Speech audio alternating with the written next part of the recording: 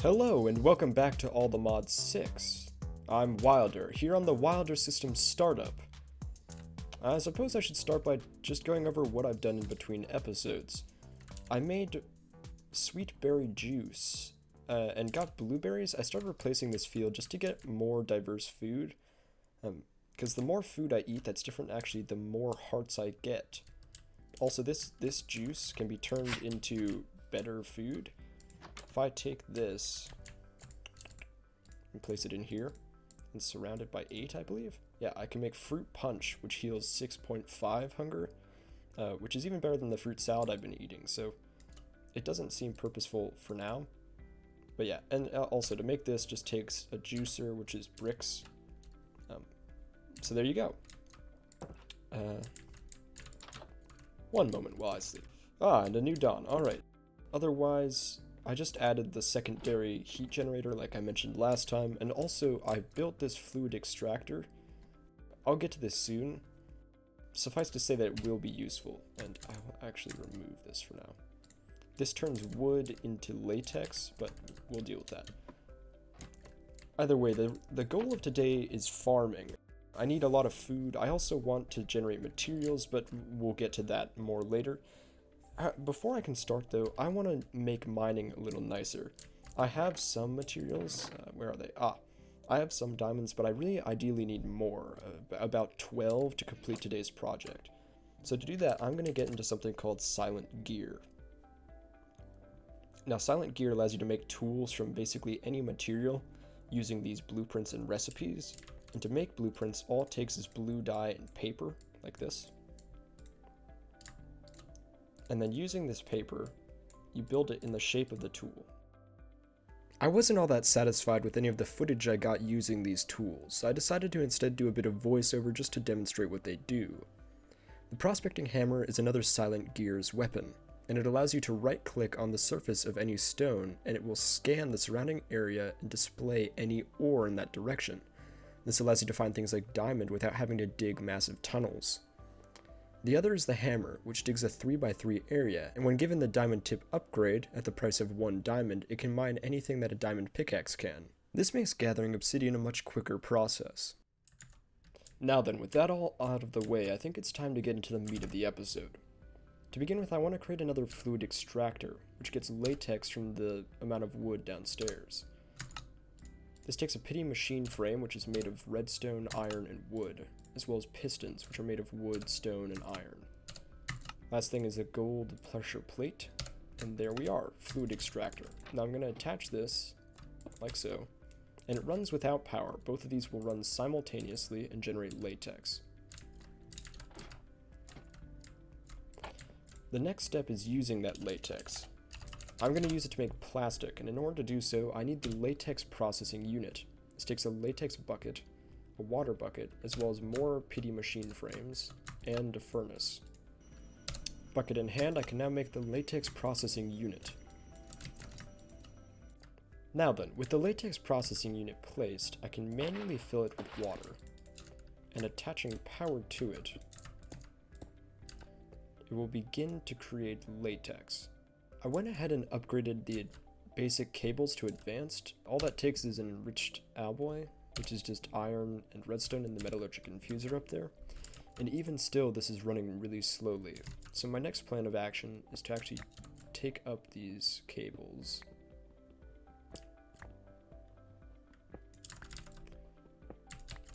And move this, just so that directly feeds into here. It's probably not the most elegant solution to my issue, but it will give it more direct power for now, which hopefully will speed up the process. I finally figured out the issue with process of latex. See, the thing is, I set up this battery box as a redundancy in case my system ever overloaded. So if these machines use too much power, they can instead draw from the box rather than getting essentially a brownout.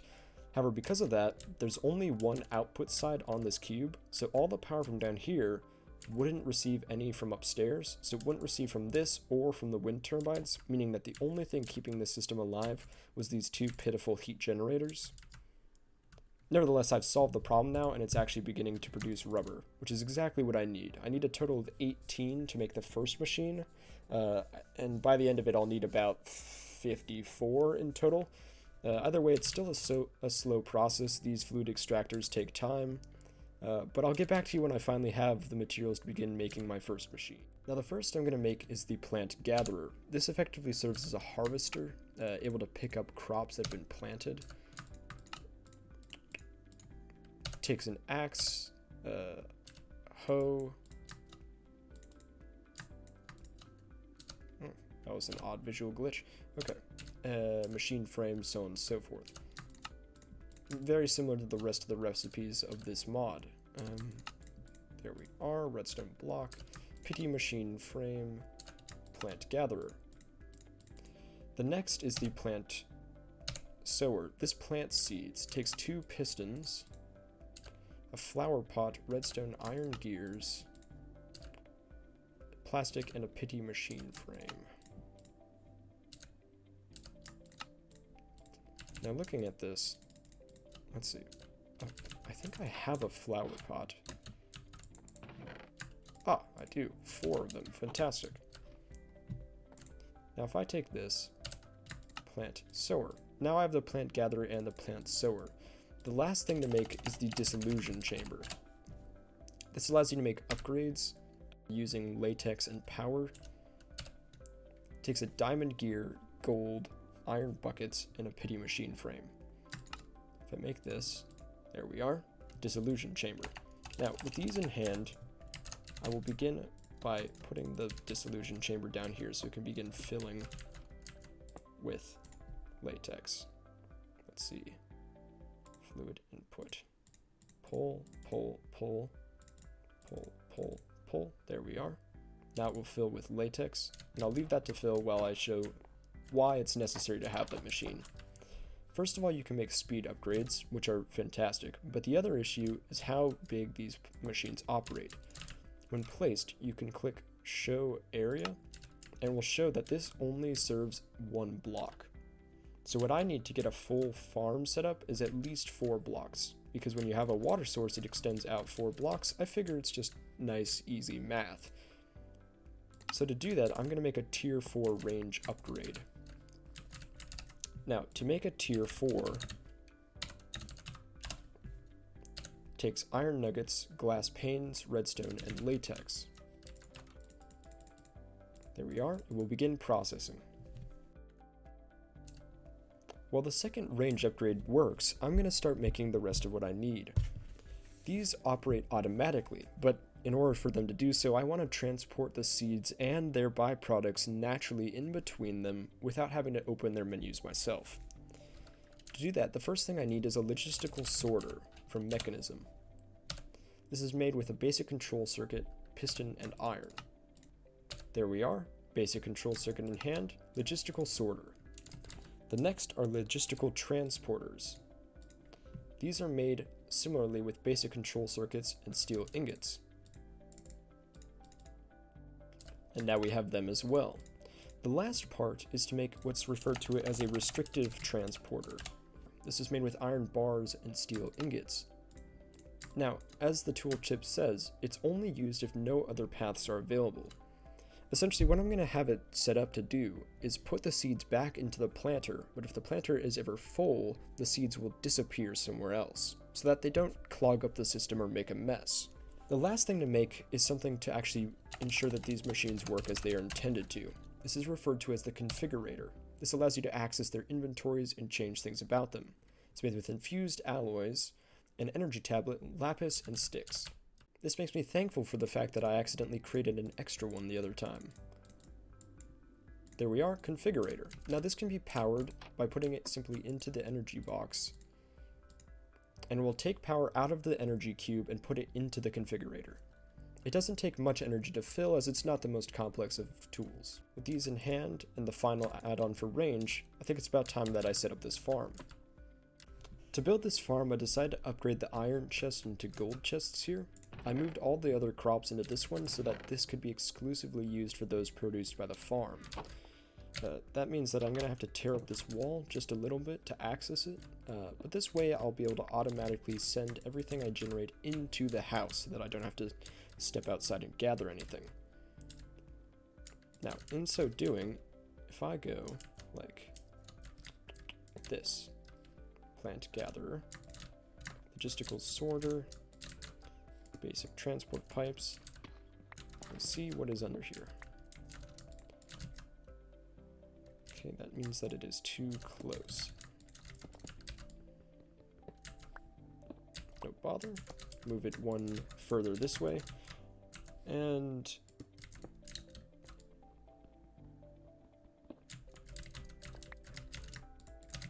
there we are. Now this is set up. So the output will go in here. And now I need to set up everything else at the farm. So in front of this, I'm going to go 1, 2, 3, 4, break block. 1, 2, 3, 4, break block, just to create the outer edges. 1, 2, 3, 4, break block. 1, 2, 3, 4, break block. Otherwise, we're going to do this.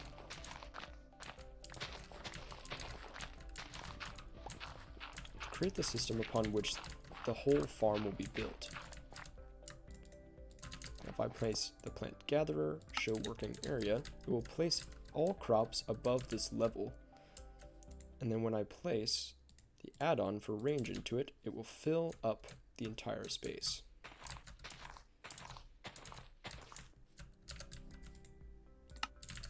Same can be said for this once the add-on for range is put in here. Next, I need to attach cables to these two machines. So I know that this is in here. So that means that I'm going to do this.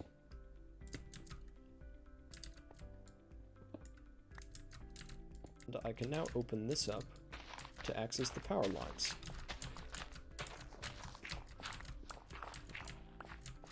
Which have to connect up here, as well as down this way.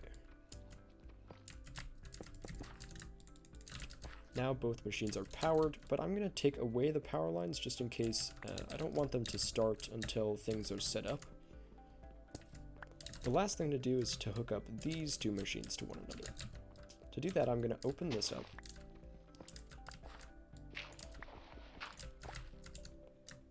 Take a transport down,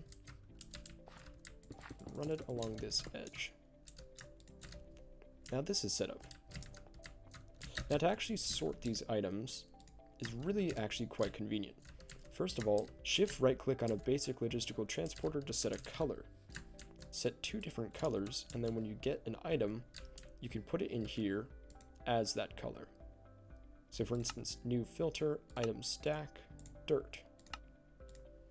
Then I set the color to green, save.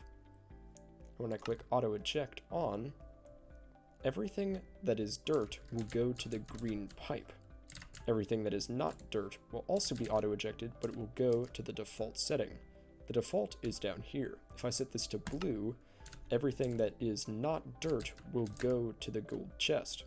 What this means is that all I do is I set my seeds to green, and everything that those seeds produce will go to blue. This saves me a lot of time having to create extra filters in the long run.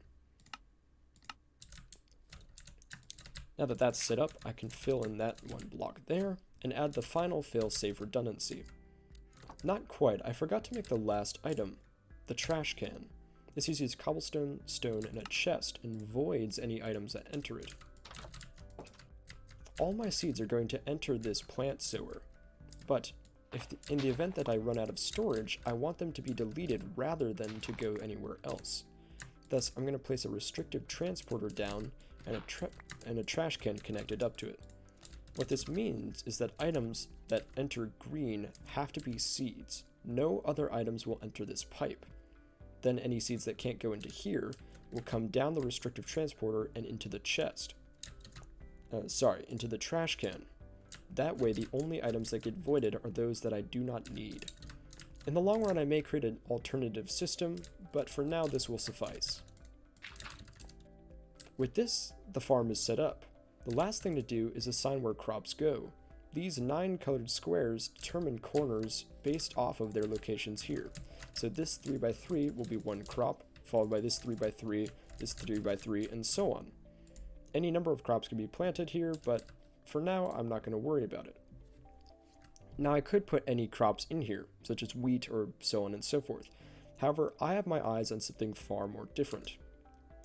Before I get into that though, I want to make sure that these crops grow as quickly as possible. Thus, I'm going to be looking into something a little different. We interrupt this broadcast to gather tons and tons of red flowers. No, but actually I do need quite a few of them.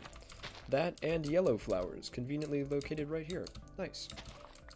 I returned from collecting red and yellow flowers with the loot from another dungeon. Much of this was really cool. This pickaxe is probably my favorite, allowing me to teleport, and it is completely indestructible. What a fantastic find!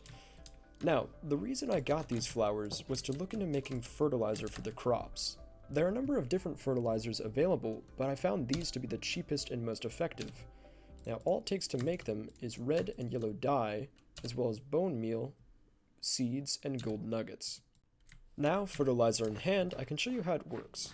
You right-click on a plot of dirt, and it will place the fertilizer. The two I've picked are speed and preventing of trampling. This will make it so that when I jump on here, it doesn't do anything. I can lay these across all of my farmland, and it will make it so that they grow much quicker than normal, and it makes it so that I have no risk of losing any crops. With the field fully fertilized, I can return to the discussion of what I'm going to grow. Now, this will be somewhat hypocritical. I've mentioned before my distrust of magic, but well, sadly the profit margin is just too great. I can't avoid it. So I'm going to look at magical crops. Now to make this requires an infusion altar, which takes red carpet as well as stone and gold. Make 1 infusion altar and 8 infusion pedestals. This altar serves as the crafting table for all of the magical seeds. However, when I place it, it shows where the pedestals need to go. This room is sadly not large enough in its current state to occupy all of them. So all I'm going to do is open it up 1 block to accommodate all of the pedestals I need. With these placed, it's nearly time to begin making crops. However, I need one other thing, a lever. When you actually make the crops, flicking the lever activates it. Moreover, I also need the base materials to make these. So I'm going to go grab those, and then we'll return with the materials necessary. To start with, you need the Infusion Crystal. This is made with a diamond, 4 prosperity shards, and inferium essence. The way this crystal works is that you combine it with essence, 4 of each lower tier to create the next higher tier. And each seed is designated a tier. Diamond, for instance, is tier 5. However, that takes a large number of inferium essence, and in order to make that much, I need to actually grow the inferium, as you can make inferium seeds.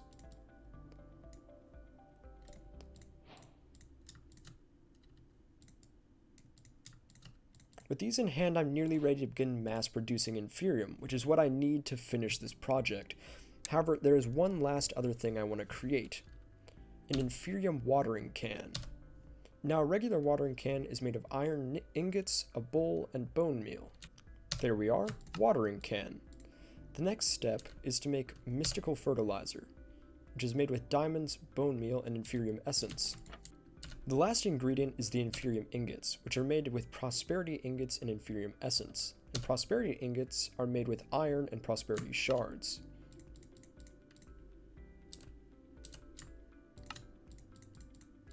Together, all of these make the watering can. The way this watering can works is by picking up water and then holding right-click. However, there's an other feature. If you shift and right-click while pointing at the sky, it will glow as though enchanted, and then you can hold it, and it will automatically go without having to hold right-click. You can also move your hands off of the thing, so it will continue to grow without you needing to hold the watering can.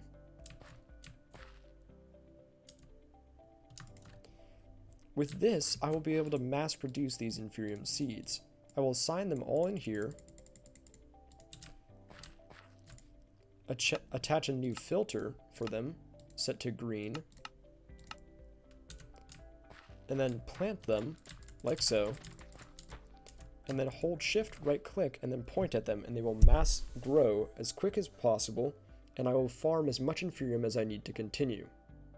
Setting up the machine to automate it wasn't as efficient as I thought, so here's a little bit of what I've actually been doing. I sort of just sit here with a wine glass tilted against the mouse button and watch as crops just break around me. It's slow and tedious, but I'm actually building up quite a large number of this Infurium essence. I already have 2 stacks, and in total I need about 8. I got tired of waiting and decided to look at further methods of upgrading the speed of my crops, and discovered these Infurium growth accelerators. Now these are fairly expensive, and only because of this Infurium gemstone, which is made of diamonds and prosperity shards. Making a total of 9 of these, and then the Infurium gemstones, and finally the Infurium growth accelerators. Now I've got a total of 27 of these, a sizable amount. However, I'm only going to cover a 3x3 area. If I break under here, open up this ground, and then place the Infurium growth accelerators, what these do is make it so that when you're farming, any crops growing on these will grow exceedingly quicker. So 1, 2, 3, 4, 5, 6, 7, 8, 9. Activate watering can, hold right click, and they should grow much faster than they were previously. And there we are, a few minutes of grinding, and now I have all of the dust needed to make these seeds. The last component is actually the seed base itself, made with the prosperity shards and regular seeds. This is the center point of all of the seeds made. Now with these in hand, I can actually begin crafting them. First, you place the seed, then the corresponding ingredients in alternating fashion around the circle. Then right click and observe the fireworks. And there we are, a coal seed. Now I'm going to repeat this for all other seeds that I have. I didn't end up catching any footage of me actually setting up the filters for each seed, but here's a little look at the final farm, and the first hour of my first diamond seed.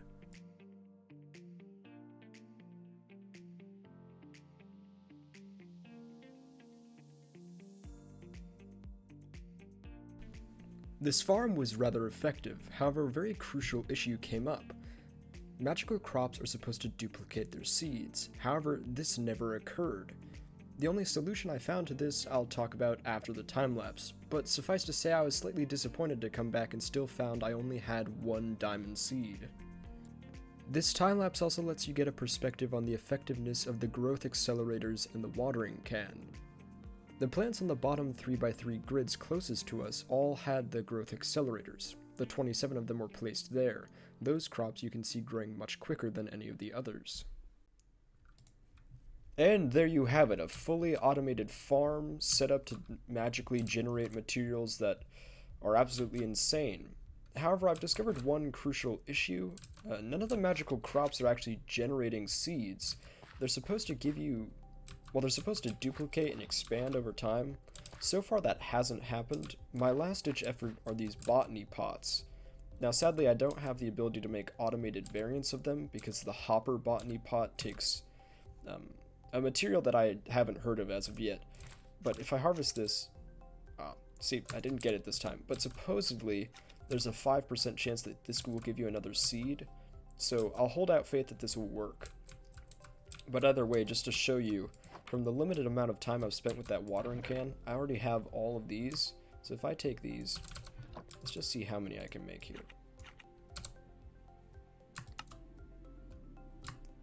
47 diamonds. There you go. That's a solid mining trip done by just letting right-click run for an hour. So there you go. Fantastic. I essentially have all of the materials I need to just make machines forever.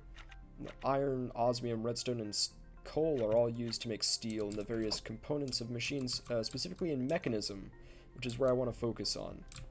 So now my factory can continue to expand, and well, the Wilder Systems startup is well and truly on its way.